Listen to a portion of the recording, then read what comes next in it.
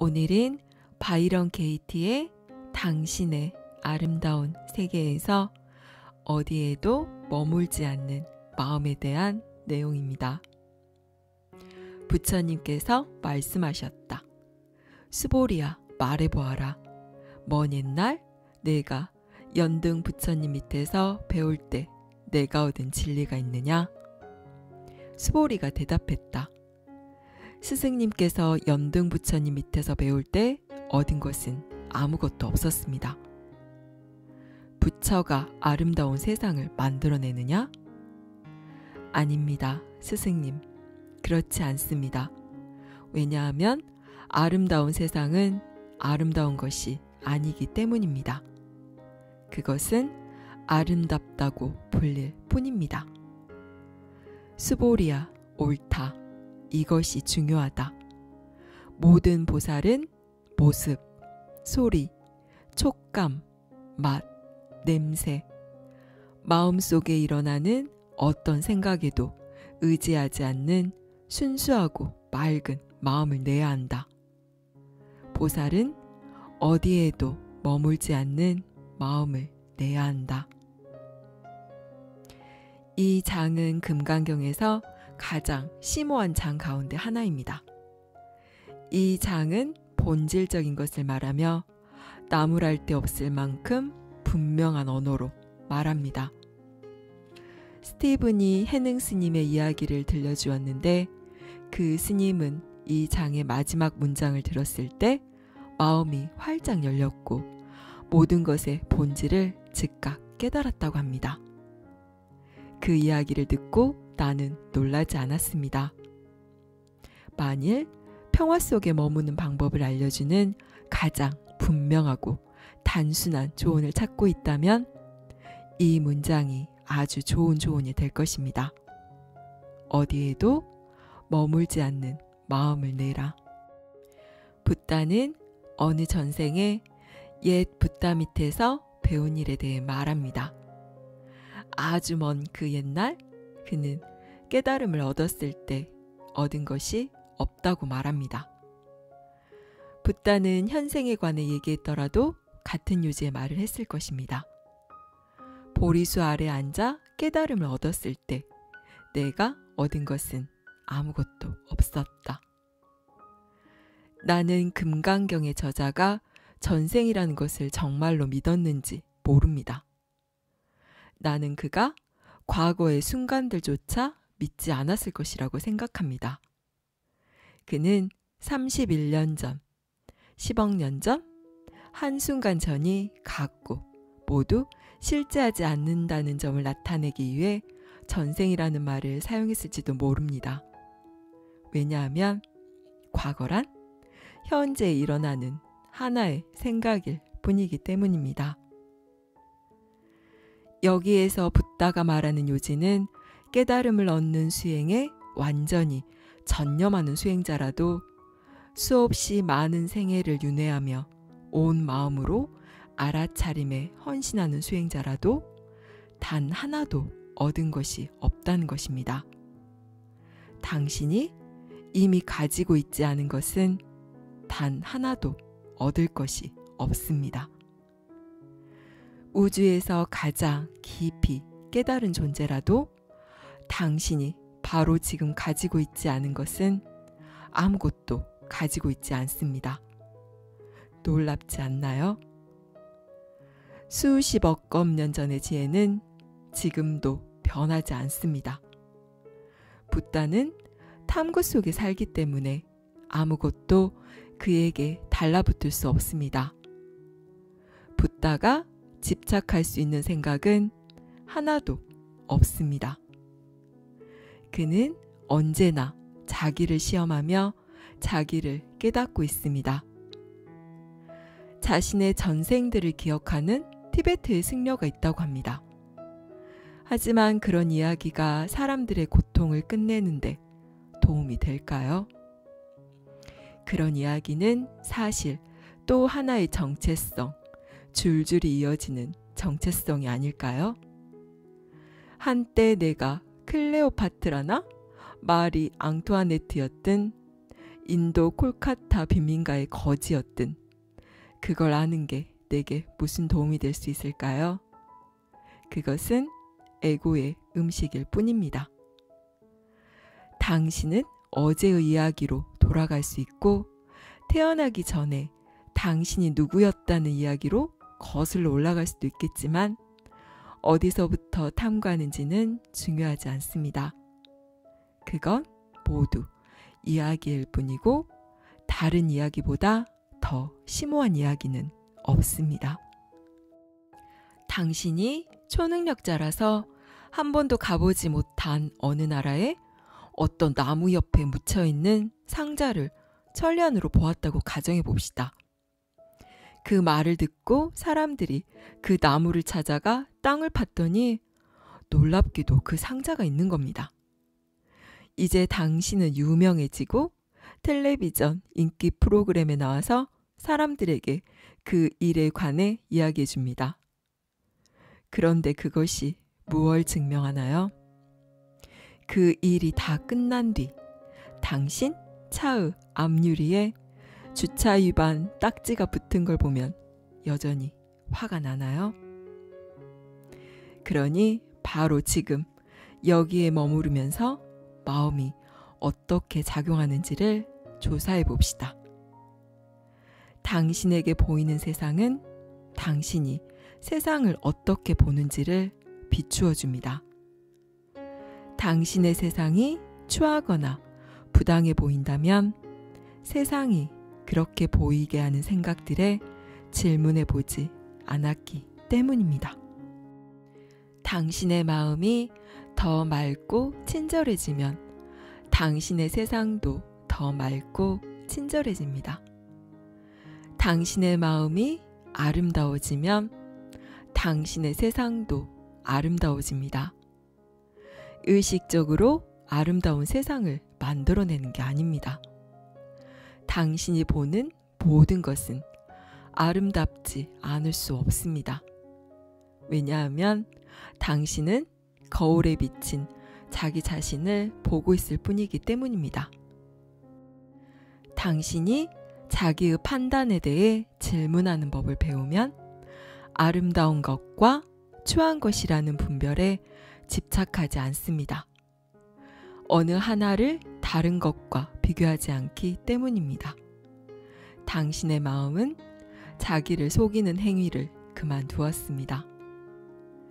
자신이 안다고 생각하는 모든 것에 질문해 보기 전에는 자기의 진 면목을 알 수 없습니다.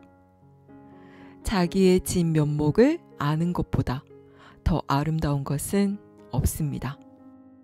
그것은 말로 표현할 수 없는 아름다움 자체입니다.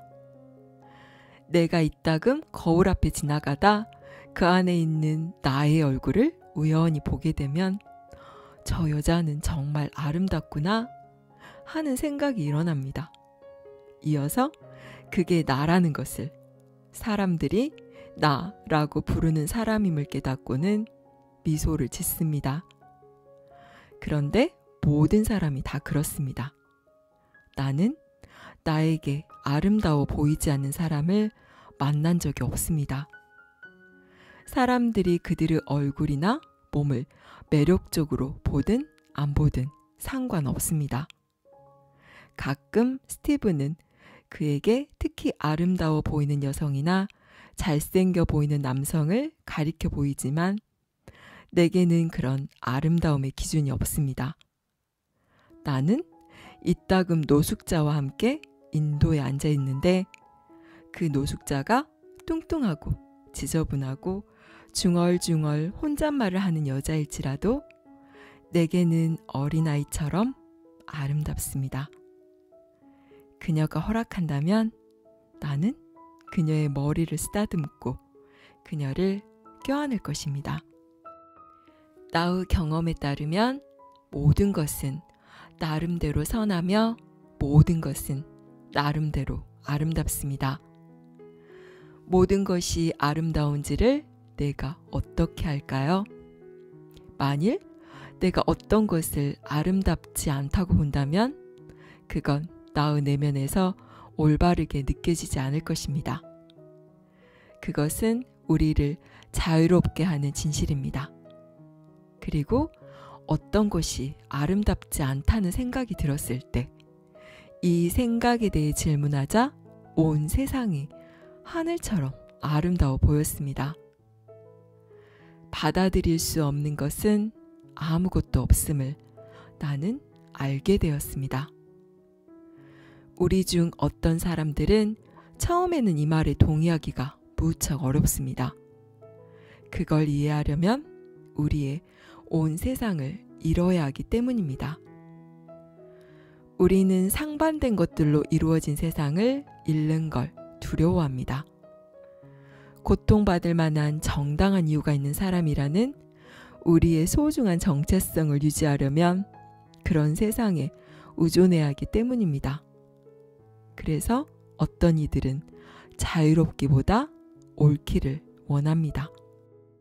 붓다는 고통에서 벗어나기를 원하는 사람은 모습, 소리, 감촉, 맛, 냄새 또는 마음속에 일어나는 생각에 의지하지 않는 순수하고 맑은 마음을 내야 한다고 말합니다. 내 경험에 따르면 이 말은 전적으로 정확하며 이보다 더 분명히 말할 수는 없습니다. 당신이 보고, 듣고, 만지고, 맛보고, 냄새 맡고, 느끼고, 생각하는 것은 그 마음이 아닙니다. 마음이 무엇을 지각하든 마음은 그것 이전입니다. 마음은 맑고 순수하며 모든 것에 완전히 열려 있습니다. 아름다움 듯한 만큼 추한 듯한 것에도 열려 있고 수용만큼 거부에도 열려 있으며 성공만큼 실패에도 열려 있습니다. 마음은 언제나 자신이 안전하다는 것을 압니다. 마음은 삶을 끊임없는 흐름으로서 경험합니다. 마음은 어디에도 발을 딛지 않습니다. 그럴 필요가 없기 때문이며 어디에든 발을 디디면 한계가 된다는 것을 압니다. 마음은 자기가 생각하는 모든 생각을 알아차리지만 어떤 생각도 믿지 않습니다. 마음은 발 디디고 서 있을 수 있는 단단한 기반이 전혀 없음을 깨닫습니다. 그 깨달음에서 자유가 흘러나옵니다. 서 있을 곳 없음. 이것이 마음이 서 있는 곳입니다. 거기에 마음의 기쁨이 있습니다. 당신의 내면에 탐구가 살아있을 때 당신이 생각하는 모든 생각은 마침표가 아니라 물음표로 끝이 납니다. 그리고 그것이 고통의 끝입니다. 여기까지 바이런 케이티의 당신의 아름다운 세계였습니다. 어디에도 머물지 않는 마음을 내라. 이 말을 어떻게 이해하시나요? 우리의 마음은 자꾸 무엇인가에 자신을 동일시하고 집착을 합니다. 그것이 물질이 될 수도 있고 명예나 권력, 지식 등 나라는 개체를 영속시켜 줄 거라고 생각되는 것들을 필사적으로 붙잡으려고 합니다. 마음은 실체가 없는 허상이기에 이런 것들을 붙잡지 않으면 언제고 사라질 것을 알기 때문입니다. 이렇게 나라는 에고를 강화시켜주고 부풀려줄 만한 것들과 자신을 동일시하여 그것을 통해서 에고는 더욱더 견고하고 단단한 나라는 껍질을 만들게 됩니다. 하지만 이 모든 것들 또한 마음이 만들어낸 이야기입니다. 내 밖에 그 어떤 것과 나를 동일시한다 하여도 그 모든 것들 또한 내 안에서 생각이 지어낸 이야기일 뿐 나라는 존재를 커지게 하거나 혹은 작아지게 만들 수는 없습니다. 오히려 마음이 동일시하는 그것 때문에 무한한 존재인 내가 한계지어지고 고통 속에 빠지게 됩니다. 당신의 마음은 어디에 가 있으시나요? 당신의 마음이 붙잡으려 하는 것은 무엇인가요? 당신의 마음이 이게 나야 라고 동일시하는 것은 무엇인가요? 만일 그것들이 없다면 당신은 무엇인가요? 내가 집착하고 있는 것들, 내가 나라고 생각하는 자아상들, 이 모든 생각들을 내려놓으면 과연 나는 무엇인가? 고요히 들여다보시는 하루 되시길 바랍니다. 감사합니다. 사랑합니다.